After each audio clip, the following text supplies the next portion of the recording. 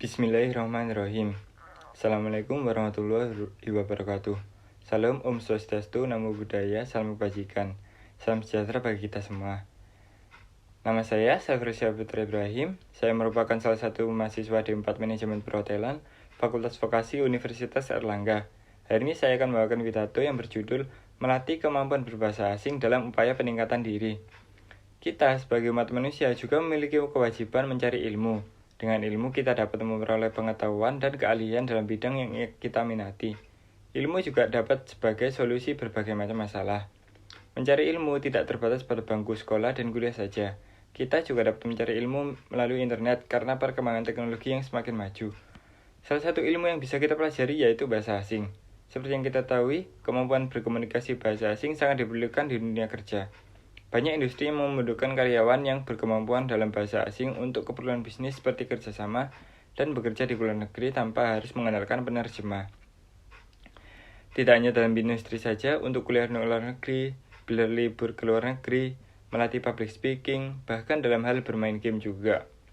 Tentu saja kita dapat mempelajari bahasa asing mulai dari hal yang paling kecil, seperti menonton film, membaca buku cerita, mendengarkan musik, dan bahkan mengubah mode bahasa dalam ponsel menjadi bahasa asing untuk menjadi kebiasaan.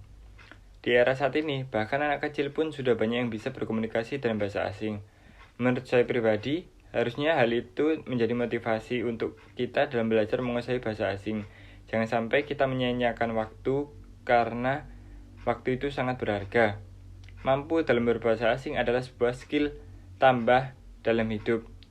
Semua hal akan mudah dilakukan apabila kita menguasai bahasa asing. Untuk mencapai mimpi atau cita-cita, tentunya mungkin sekali bagi kita juga membutuhkan kemampuan untuk berbahasa asing. Menurut saya juga, berbahasa asing merupakan langkah pertama untuk mencapai atau mempelajari sebuah keahlian lain. Contohnya saja dalam mencari ilmu. Dalam mencari ilmu diperlukan kemampuan untuk membaca. Tidak hanya mengandalkan ilmu buku bacaan saja, tapi kita juga dapat membaca buku bahasa asing. Itu sangatlah bagus, sebuah nilai tambah bagi kita semua pastinya. Hal pertama yang perlu diperhatikan untuk belajar bahasa asing adalah menyukai bahasa tersebut terlebih dahulu.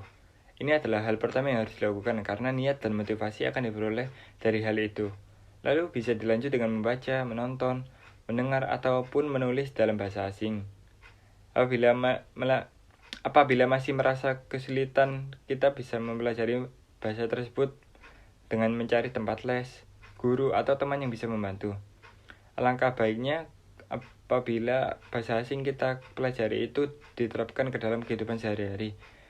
Dikomunikasikan dengan hobi atau hal lain yang kita suka, contohnya hobi memasak. Kita bisa coba untuk belajar memasak masakan luar negeri dan mempelajari resep-resepnya dalam berbahasa mereka atau yang kita sebut bahasa asing. Saya juga berpendapat bahwa mencari teman dalam belajar bahasa asing itu juga penting, apalagi semakin berkembangnya zaman, maka semakin banyak pula kosakata yang baru yang diciptakan. Tidak hanya dalam mempelajari kosakata saja, dalam hal mengekspresikannya pun kita bisa pelajari dari mereka.